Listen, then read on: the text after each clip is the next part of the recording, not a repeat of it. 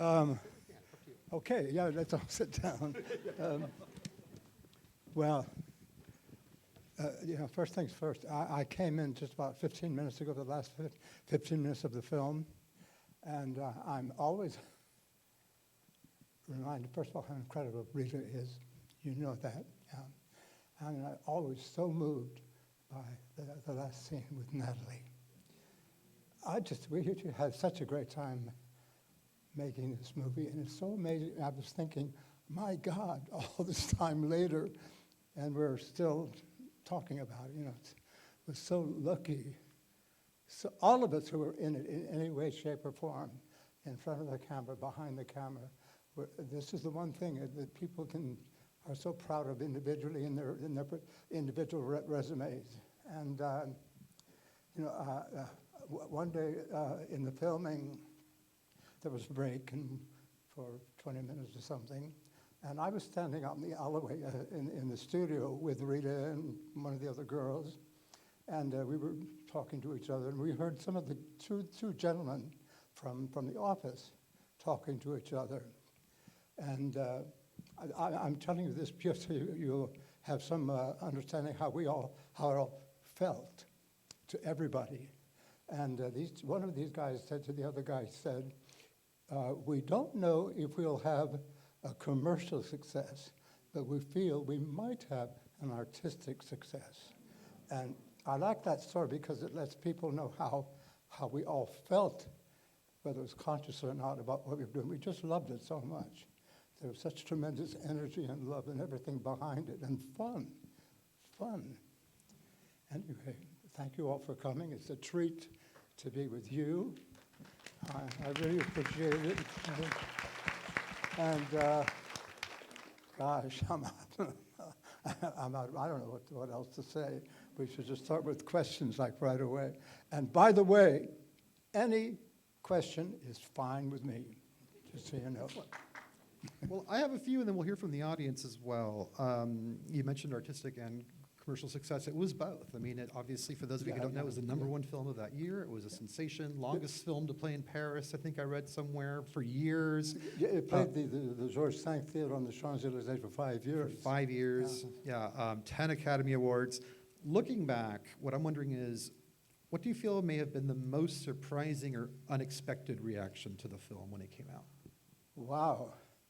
Well, working on it, I never thought of a reaction of any kind at all. We just love, again, repeating myself, that we were doing. But I guess we were all just thrilled at the reaction it got, because nobody ever knows when they're making something what reaction it will get.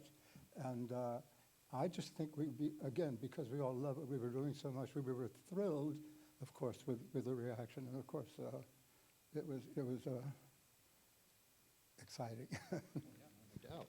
And just one burning question I have is, did you catch that basketball on the first take? Did I what? Did you catch that basketball on the first take? How many? Because, I mean, you go right from choreography to a camera move, and you catch that basketball, and I was like, I wonder how many takes that took, or did you just nail it, or you remember? I don't remember dropping it, so I have a feeling it worked. It was smooth. It was very smooth. One of the questions I had was, you played Riff, leader of the Jets, Yes. in London, Yes, before being cast as Bernardo in this Right. film. Can you talk a little bit about that process? Which role did you audition for, and how did that come to be? Well, I'd been a chorus dancer in movie musicals in the 50s and up to like 1958, and work for dancers was kind of drying up in LA, so I thought, well, what do I do? I went to New York, and I had some friends who put me up on the couch in their living room, so I had a place to stay. And talk about lucky timing. At that time, the original production had been running almost a year in New York, and they were beginning to cast a London company. And these two girls that I stayed with knew everything that was going on in New York. So they told me what to do. West Side Story was playing at the Winter Garden Theater in New York, and the stage manager there in those days was Ruth Mitchell. So these girls told me, go to the Winter Garden Theater, ask for Ruth Mitchell, and see what she says to you. So that's exactly what I did. And Ruth Mitchell looked at me and she said, I think you should read for Bernardo. And she gave me a script. And a week or whatever, 2 later, I auditioned for Jerome Robbins reading Bernardo. And after I finished reading it, he asked me to look at the role of Riff. So I went back in the wings. He was in the theater, and I looked at the role of Riff, and I read for Riff. And then he asked me to give me the sheet music for Cool, because in the theater version, Cool is sung by Riff, not by Ice, you know. By the way, Ice, Tucker Smith is just amazing. So I got the sheet music for Cool. I worked with the pianist and came back and auditioned again and was waiting to hear whether they would use me or not. And I love this story just because it's, again, talk about luck. On my birthday, September 16, another one coming up soon, 1958, Ruth Mitchell called me, and she told me I had the role of Riff. And that same day, I had 7 checks from my California unemployment, $35 each. So it was an amazing birthday, but that's how I played.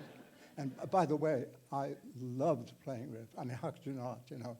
It's funny how things balance. And in the theater version, Riff, because he sings Cool, it's just a bit more meat on the bones for the role. So it's kind of, I'll say it's a better role in the theater. And in the film, because the guys are included in the American number, in the theater they were not, but adding us to the American number made a tremendous difference to play Bernardo as well. So I was really lucky I got to play both in the best possible circumstances. It was great, yeah. You know, and speaking of Jerome Robbins, you know, one of the questions I had was, can you talk a little bit about, so you had obviously a pre-existing relationship with having performed West Side Story on stage, then you're bringing it to the screen. What was the dynamics like now that you're working with 2 directors, because now you have Robert Wise entering the mix. Yeah. What was that dynamic-wise between the 2 of them? And then also tied to that, as far as a dancer, what was that transition like for you, dancing for stage and then dancing for screen? Right, okay. To dance on the stage and on the streets, some of the guys had, it's hard to dance on hard pavement. You get what they call shin splints and so forth. Luckily, I never had a problem with that, so it never crossed my mind. In terms of Jerome Robbins and Robert Wise co-directing the film together, what I remember was that Robert Wise was a tremendous experienced filmmaker. He was amazing and a lovely, lovely man as well. But Jerry, I'll say, was on the floor with us, and this is the way I interpreted it. And Bob was, I'll say, over here somewhere, sort of the father figure who knew how to do, had very experienced in making film. That does not mean to say that Jerry wouldn't have known what to do, but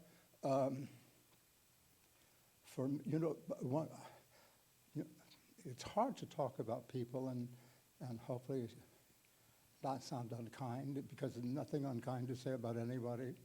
But and Rita, we all, not all of us kind of said this, but the strength of direction, whether it was spoken or just felt, to me came from Jerry. And I'd like to give you just one example of that. Jerry Robbins was fired 2/3 the way through the film because it was taking too long. Jerry was a perfectionist. Rita once said about Jerry, it must really kill him when they say cut and print, because then he has to let it go. Because with Jerry, his imagination never stopped. He could keep working on the same thing forever. And he was brilliant, just brilliant. But the day after he was gone, he was fired, and Robert Rellier, the associate director, called me to say, tomorrow we're going into the drugstore. So, okay, we go into the drugstore, and I show up the next day, and we're all getting ready for work. And Russ Tamlin, before we started filming, came over to me and told me that Jerry had been fired. And I couldn't believe my ears, just couldn't believe my ears. But to explain my experience in terms of how I felt being directed, a couple of days into the shooting of the drugstore scene, between takes, because we're all working so hard and we wanted to just do our best every step of the way. But I went up to Bob Wise and I said, you know, I think I could be doing more. And he said, well, you could.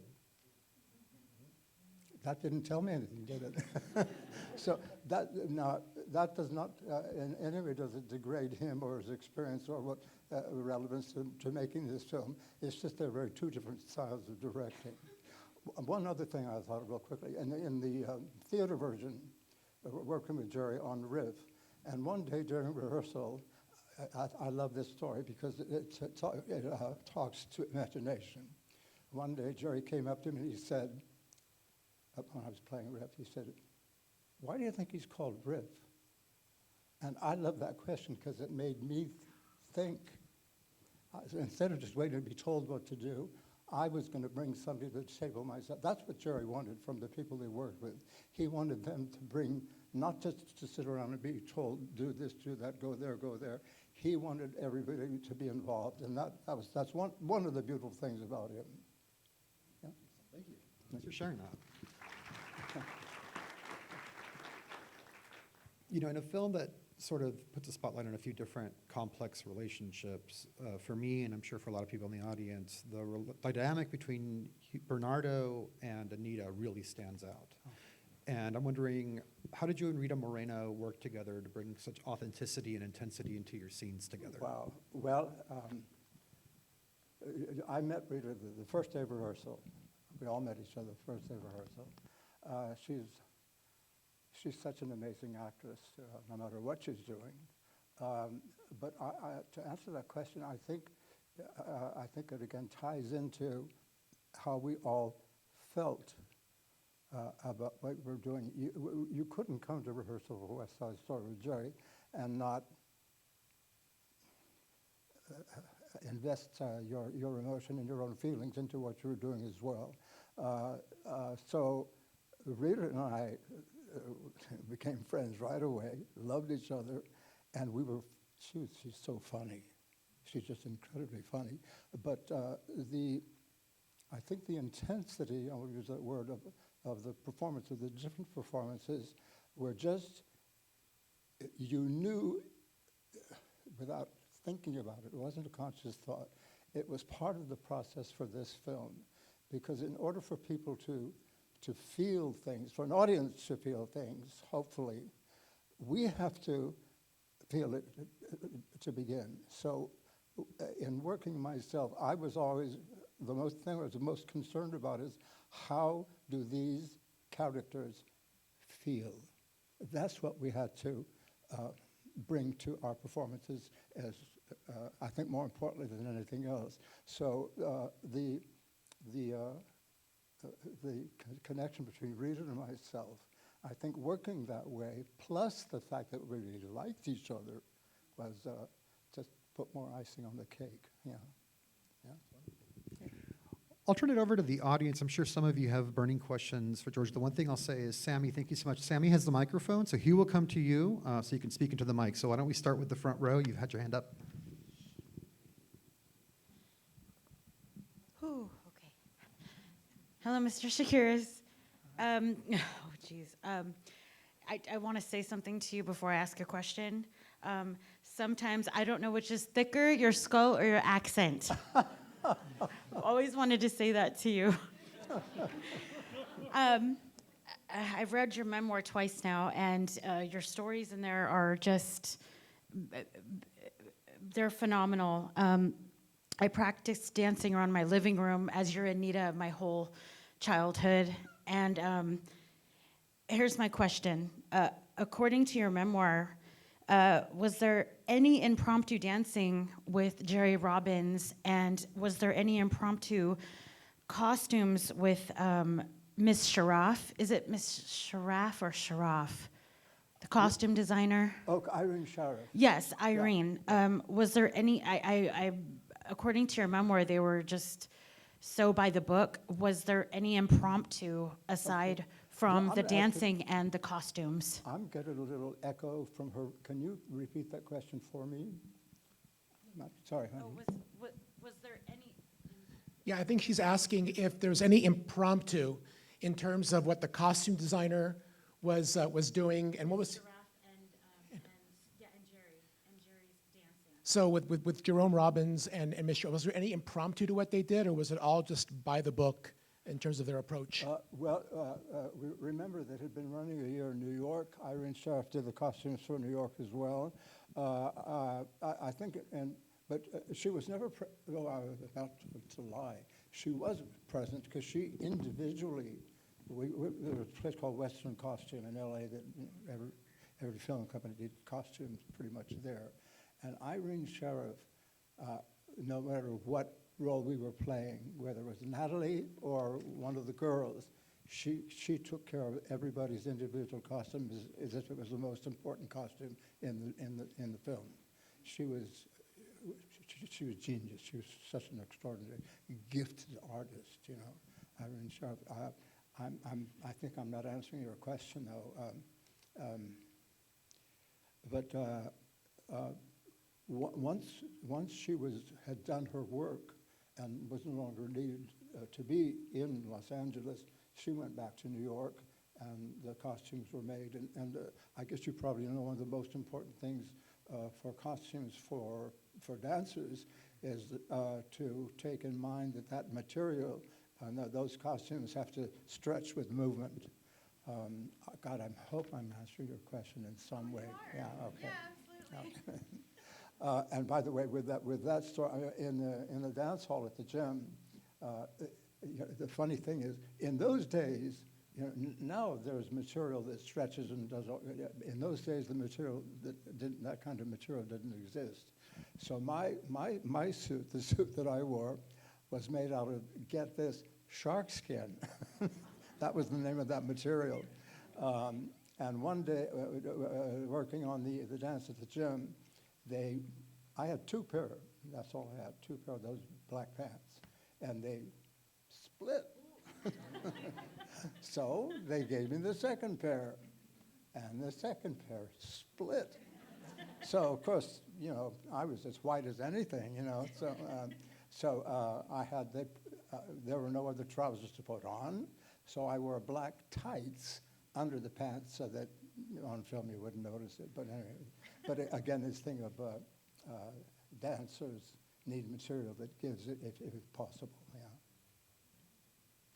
Thank you so much.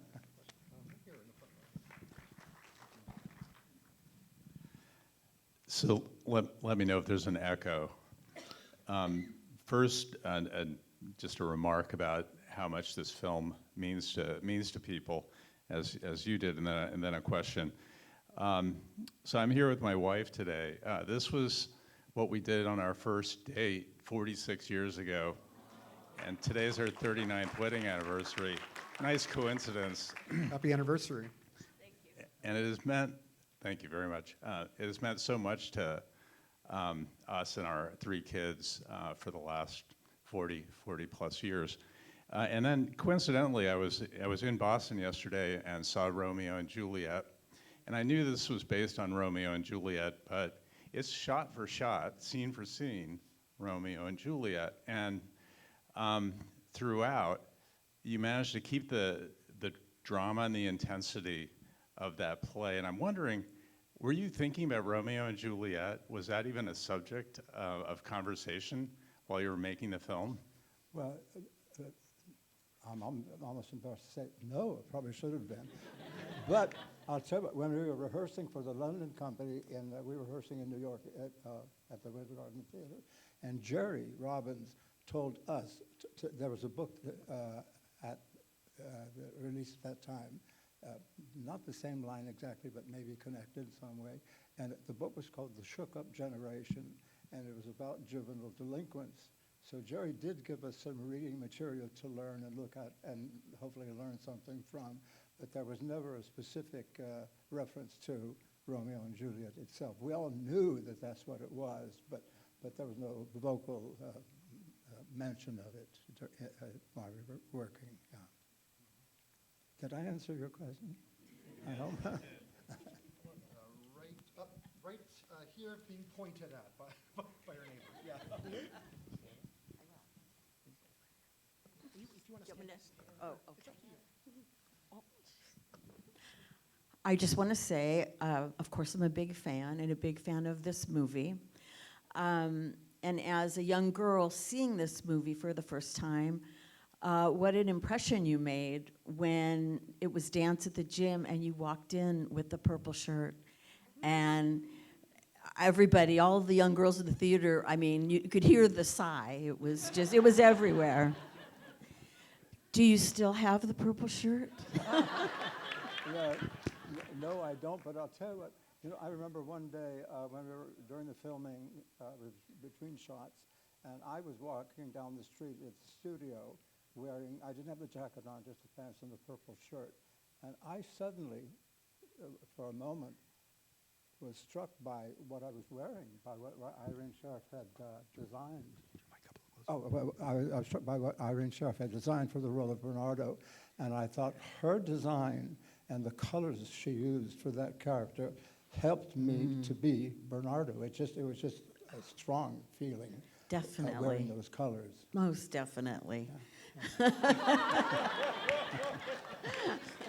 I also have to say that we watch White Christmas every December and enjoy your performance so much. We're not looking at Rosemary. We're looking at you dancing with her. So thank you so much. Thank you. Thank you. Well, I'll jump in on that. Just speaking of White Christmas, you've had such a varied career, George, beyond West Side Story, in theater, in film, in television, in music. Yeah. And I'm wondering, obviously this is, I think, what you've achieved iconic status for, but are there any other lesser-known roles or projects that you're particularly very proud of and that you feel deserve more recognition? Yeah, the things that I guess I'm most proud of because I enjoyed them so much. More than film was, for me, I enjoyed was theater work. I got to do some really wonderful theater work. Also, I did I did a miniseries for the BBC called Notorious Woman, which was based on the life of George Sand, the French novelist. And I played Frédéric Chopin, who was the main interest in every interest in her life.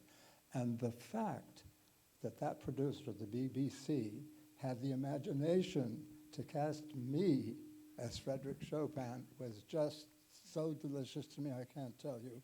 And it doesn't happen every day, but now and again somebody will come up to me and they won't mention West Side, but they'll mention that, and it gives me really great pleasure to know that somebody liked something that was very different and where I was cast very differently and playing a totally different kind of person.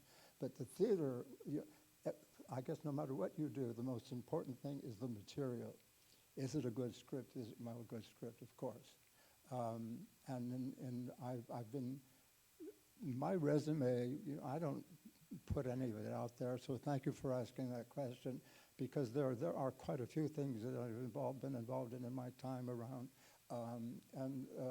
Some of the most beautiful times have been in the theater because it was a good production and a wonderful script. I'm trying to think if there's anything else. So theater, film, there are two films of the movies that I've made, two movies that I was proud of and liked very much, and I loved doing them. One was an Italian film with Claudio Cardinale called La Ragazza di Bube, or Bebe's Girl, but it was a lovely, beautiful, based on real characters. And then a French movie musical with Jean Kelly and Catherine Deneuve and her sister called The Young Girls of Rochefort. I enjoyed that because it was good stuff.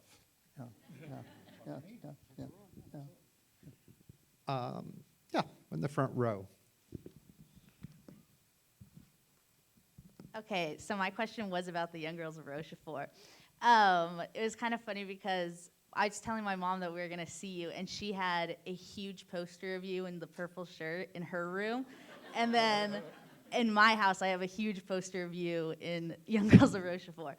So I just wanted to see how the experience going to an international production that wasn't English-speaking was, how that was for you compared to something like West Side Story that's domestic in the United States. Could you give that to me again. Yeah, just how was, first of all, she talked about her mother had a poster review, and Becca now has a poster review in the in the iconic purple shirt. She's asking about the experience of shooting an international film in a foreign language versus filming a film here in the States in English. Yeah. With voiceover. Well, for example, in the film I did with Claudia, it was an Italian film, and everybody spoke Italian. But my role with Claudia was an important role. It was basically about the two of us. So our scenes were in English, and Claudia fortunately had no problem with English.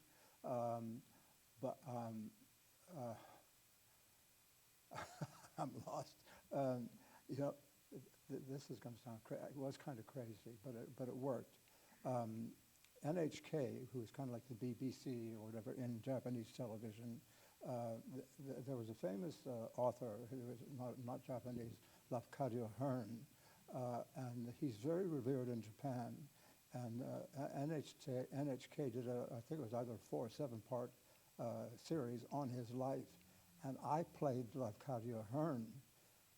That was a stretch because it was I had to learn. It was all no English, all Japanese, and that was hard work because there's nothing in the language that compares to English in any way, shape, or form. So I developed a system so where I could speak Japanese, but of course know what I was saying. I didn't want to just mouth it, you know. But so different things for me came along in that way. But I don't know if I'm answering your question. But it just if you're in that kind of circumstance, you just have to work, hopefully, to get it right. Yeah. Yeah. Thank you. We have time for a few more. Right here in the hat, and then we'll go further back. Hi, George. I think for me, watching this film over all these years, there's so many things that I connected with your character and with Natalie's character, and I'm just curious how much of the chemistry that you both had together, because the chemistry that you guys had on screen was just so beautiful to watch, how much of, like, how easy was that for you both? Had you worked together before, or was that like your first time working together? Because it just seems like so effortlessly, like you really believed. Okay.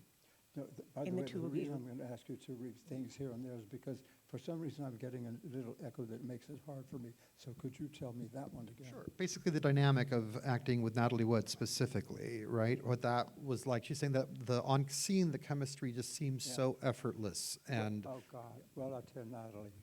Yeah. Well, Natalie. It was impossible, just as a person, not to love her. She was only 23. She was already a professional, very serious, wonderful, wonderful actress, as she proved forever. You know, there's the drugstore.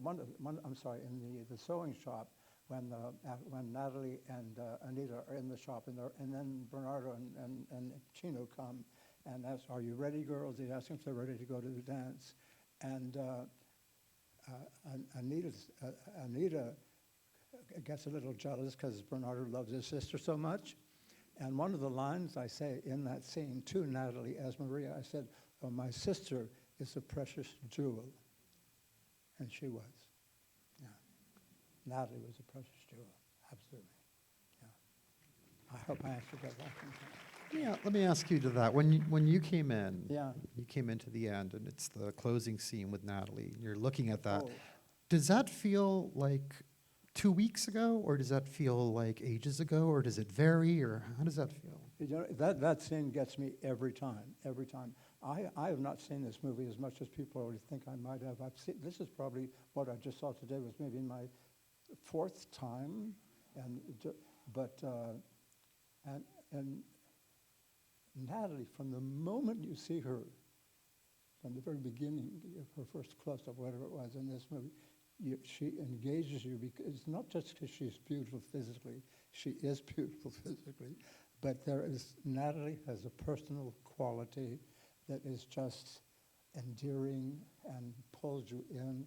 And the last scene, Natalie's last scene in this movie, as I say, gets me every time. I kind of needed a handkerchief, to be honest.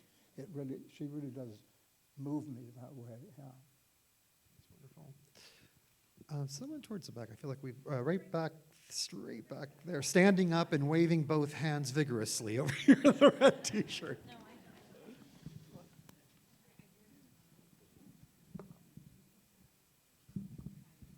Hello, George.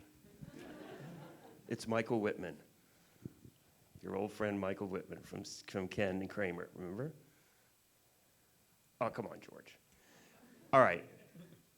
I want to remind you that the last time I saw this film was with you at the 40th anniversary reunion at the Egyptian.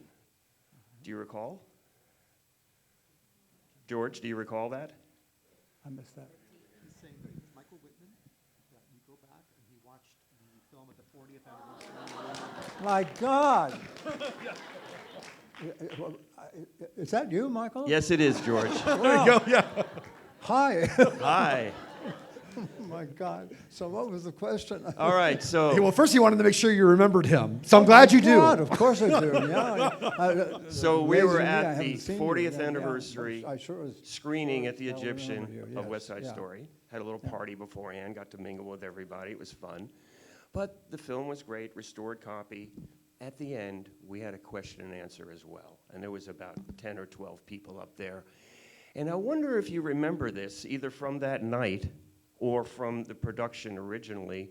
And that is when Jerry did leave the production, that Tony Mordente picked up some of the choreography jobs to fill in some of the shots that weren't taken when Jerome was gone. Do you remember that? Tony Ordente coming in to fill in some of the choreography. Oh, well, you know, yeah, and Tony did some really nice things.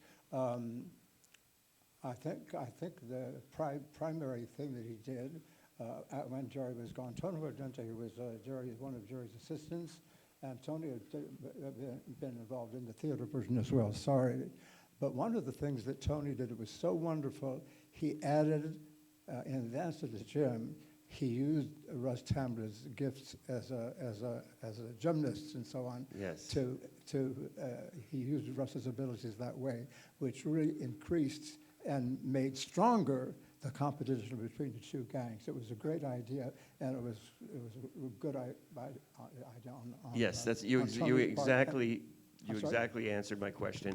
One other quickie, George. Many years ago, we were at a screening of some film together, and we were standing in the back, and this guy comes up with his two little daughters, and she tugs you on the pants, and she says, "Excuse me, are you George Chakiris from the Young Girls of Rochefort?"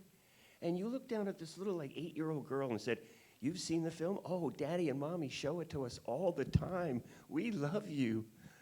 That was just a very precious moment that night. I remember you almost cried, but it was pretty nice. That approached you to say that she loved you and the umbrellas of, sorry, not the umbrellas of Cherbourg, the umbrellas Okay, of I'm Rochefort. so, you know, I apologize because usually, for some reason, it's probably easier if people speak without the mic because I'm getting a little kind of an echo that distorts the sound. That's why I'm asking him to repeat things. So I apologize for that. Yeah.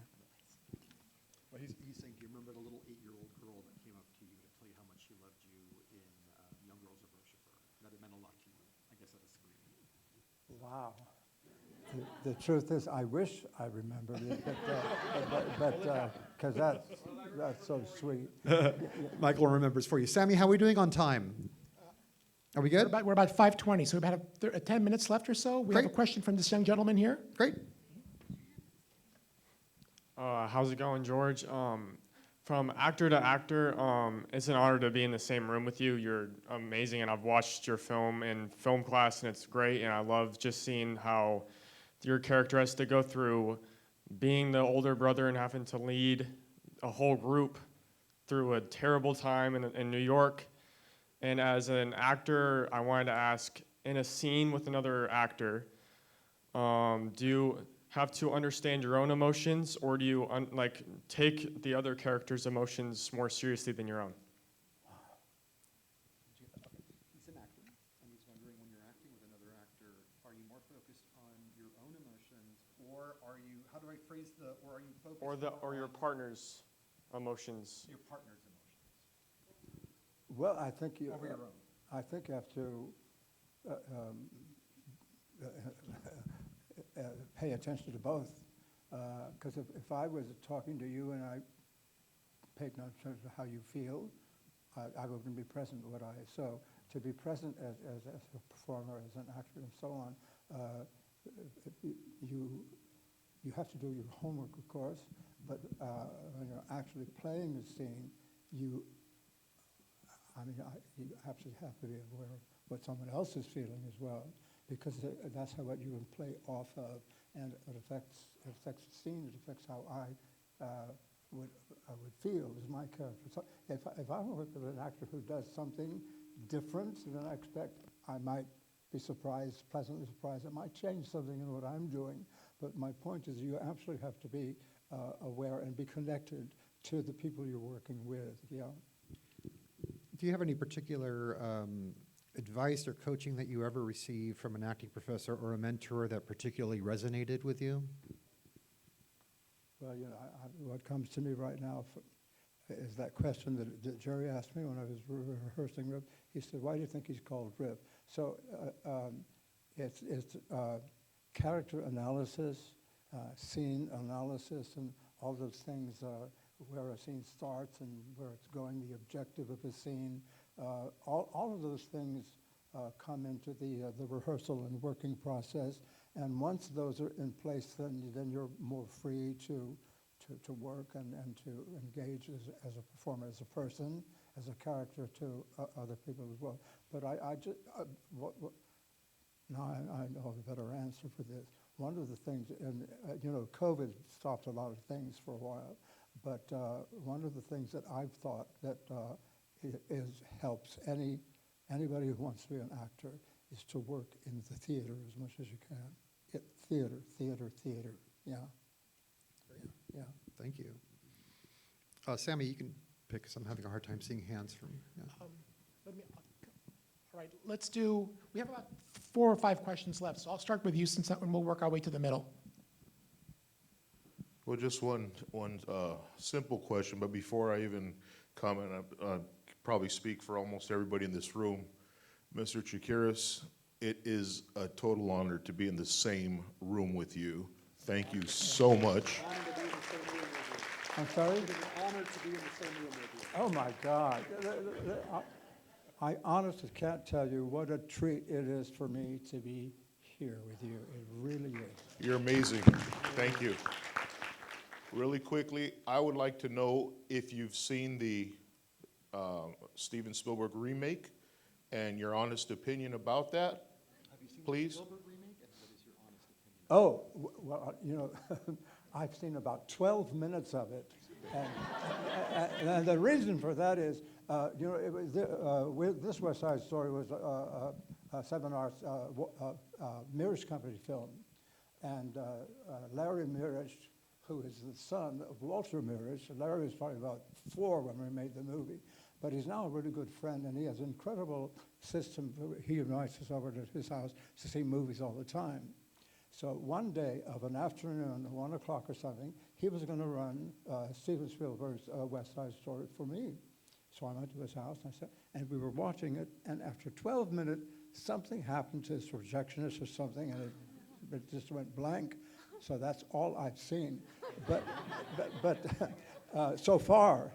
But I realized when I think back, I thought, when I see it, it'll probably be really hard for me to be objective, to be honest, because I'm sure I'll wonder, well, why did he do that? No, isn't that wonderful? And there's all kinds of questions are bound to cross my mind because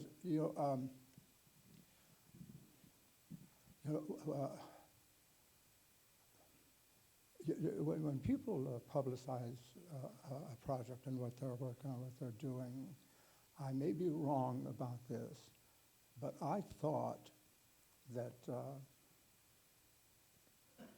Steven Spielberg in that film, in things I read about, things that he said and so on, he said that he loved the original stage production. but he never mentions, as far as I know, this film. And I've thought he could have made that film any way he wanted, but I think that this film served as a very, very strong template for what he did, because my point is, he didn't start from scratch.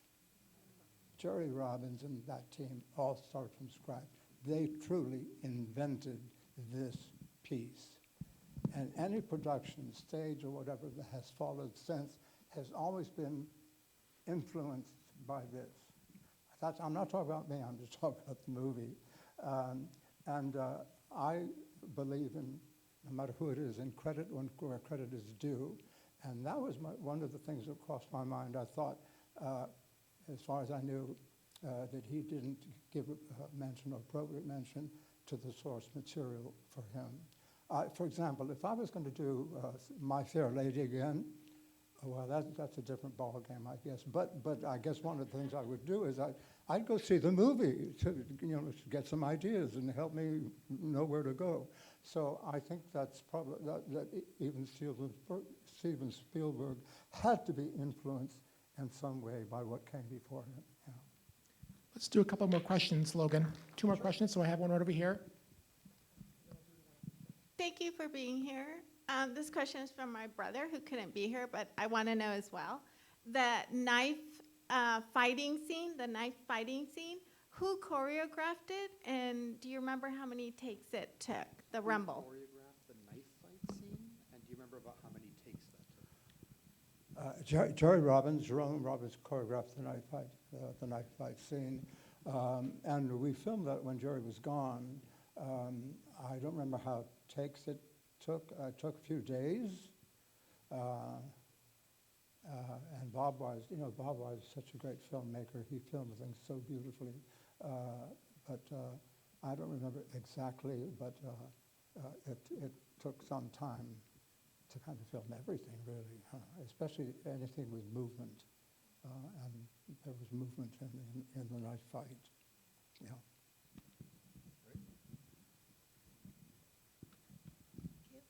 Hi, George. It's so great to see you here. But while watching the film, I was just wondering, how did you first become interested in theater? How did you first become interested in theater? Well, when I was a kid, I grew up in Tucson, Arizona, and if there was theater, I didn't know it was there. But I certainly, as a kid, knew the movies.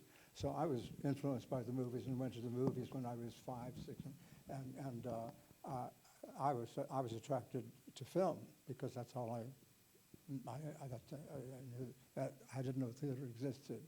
But when I finally made the move to Los Angeles, started studying, and the first thing I studied was dance. Even then, I still didn't know what theater was. It took a time to be around and hear other people's stories and so on about theater. But once I knew about theater, and once I personally got involved with theater, again, it was my sort of preferred arena to work in. But I came to everything kind of late. That's great. Sammy, how are we doing? I think we are at 5:30. So Okay. we should start wrapping up. Okay, folks, maybe just do one more question, because I see you just really wanting to get that one question in, and then we'll... I'm going to bring the mic. call it a day. I was just wondering what it was like for you to win your Oscar, well-deserved, by the way. Wow. Well, I'll tell you. Yeah, it's really hard to describe that. In the early part of 1962, West Side Story was the royal film for the Queen in London.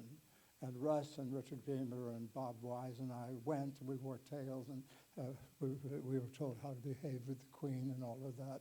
And the reason I'm starting here is because there was as I recall, there was an intermission that night in that screening.